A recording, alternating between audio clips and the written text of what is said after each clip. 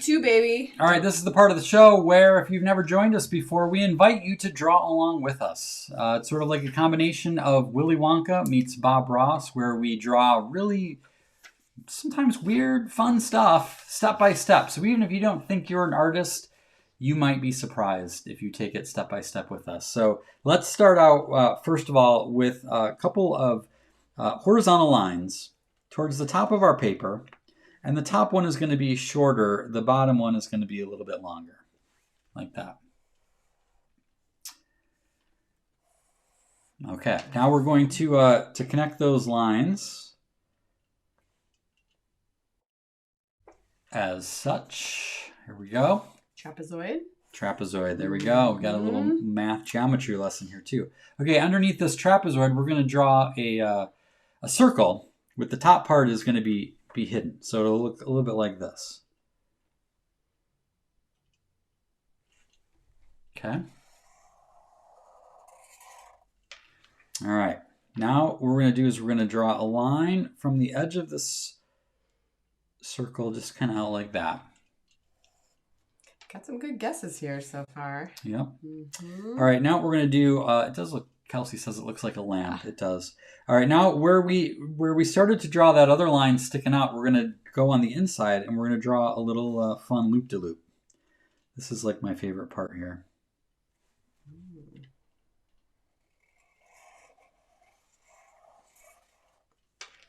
All right. That was fun. Yeah, fun, wasn't it? Mm-hmm. All right, now we're going to draw a little curvy line that connects right there. Okay. And then we're going to draw a little, oh, here we go. A bump out. Yes. Yep, we're going to draw a little bump out right there. We got to have a little, please have a little definition of bump out one of these days. I know. All right, now we're going to draw, well, I don't even know how to describe it, but once we draw it, just follow along. It's a little curvy line and then connect it back up there. Wow, okay. And it's okay if it's a little wiggly because we're drawing something that's wiggly, right? Mm-hmm. All right, so we're going to draw some little antennas up here. 2 little lines with little circles at the top. Okay. And then let's draw in the middle of this trapezoid. We're going to draw a heart. And a line from the upper corner to the heart, and from the upper corner on the other side to the heart. And we've got a little letter there that is sealed with a little heart. And then we got to put a little smile on this guy, a little face. Make mine look like that. And I'm actually gonna. Oops. Am I? There we go. I'm going to move this down a little bit more. I wish I could just move mine down. Yeah, well. Sharpie. Yours looks good.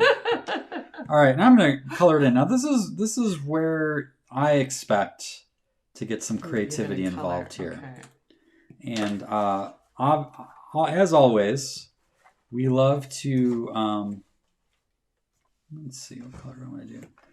We love to get your submissions. I love to see people's versions. We had quite a few last week. We did. Yes. I bet it was hard to choose. It was. Yeah. I've got some good ones. So I'm going to go with a little bit more of a traditional coloring, but I fully expect that some people will have some fun with the colors. I know that our daughter, Virginia, certainly would. Oh, yes.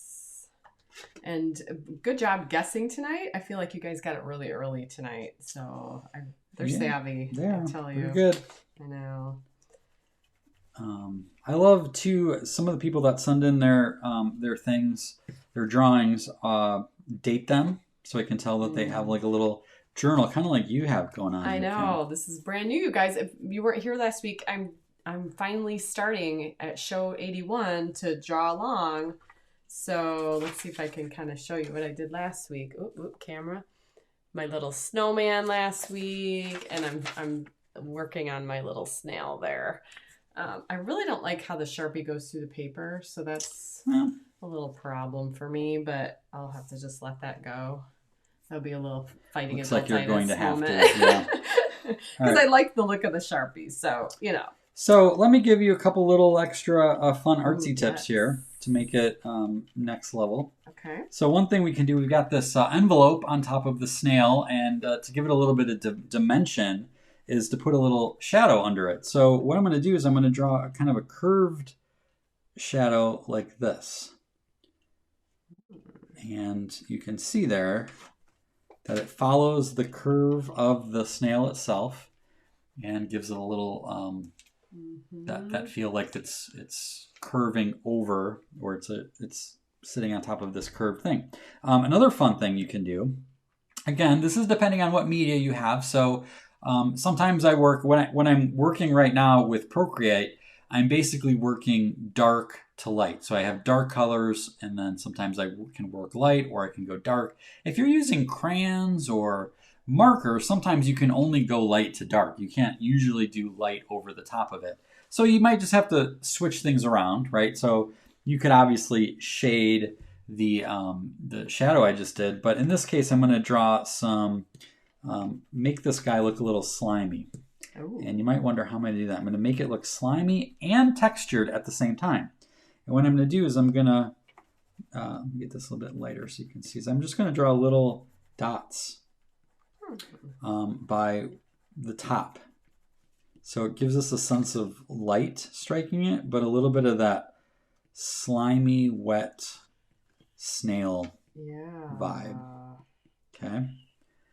And then what I might do as well is then do the same thing using the dots, but a darker color, and do that on the shadow side like this. And it might be a little bit darker than I want to go. That's cool. That really adds to it. So it gives it that little bumpy. They're not really scaly, but you know the texture I'm talking about, right? Yeah, yeah. And then of course you can have all kinds of fun with the shell itself. I might make some little lines going around just to give it a little bit more definition and interest. I like how you've got some good colors going in there, Kim. Thank you. And I'm getting some good tips in the comments. Thank you guys about the Sharpie thing.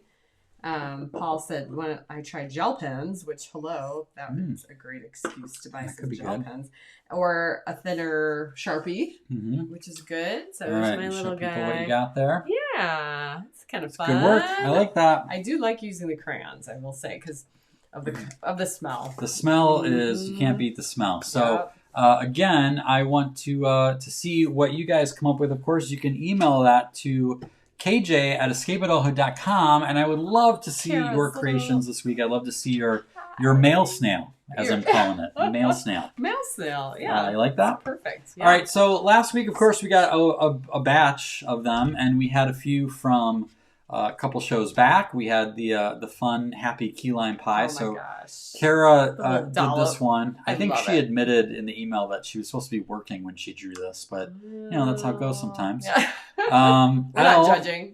Great job, Elle. I love the coloring of this here. Good job. He's got cute little depth. That the guy. little crumbs coming down. It's good. Looks him. like that lime's got some sunglasses too, some shades. I like that.